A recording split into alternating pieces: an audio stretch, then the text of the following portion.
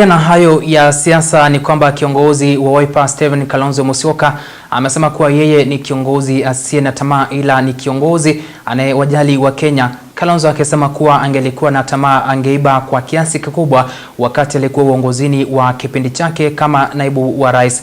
Amedokezea kuwa maono ya Raila Odinga hayakuzikwa naye bali anayatilia manani, akikashifu serikali kwa kukosa kutimiza waliokubaliana na Raila, yakiwemo kukomesha mauaji na kuwafidia waliouawa wakati wa maandamano.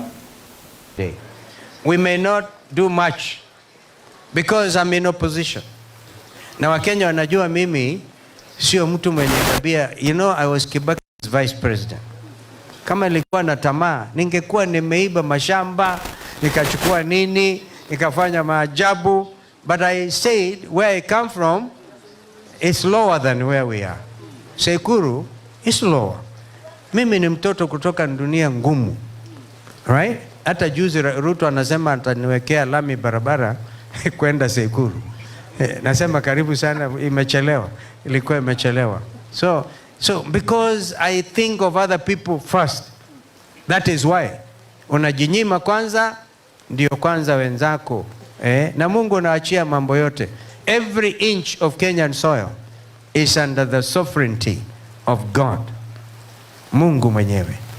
Now that is why when we are framing Katiba ya 2010, nasema the sovereignty of the country is vested in each of the Kenyan citizens. Because one of the things ndugu Raila walikubaliana na Mheshimiwa Rais Ruto ni ile inaitwa 10-point agenda.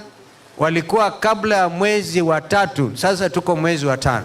Kabla mwezi wa March wawe jamii za watoto waliuawa kwa maandamano wawe wamelipwa ridhaa. Jambo hilo halijakamilika. Na mimi sikuja hapa leo kwa mambo mengi.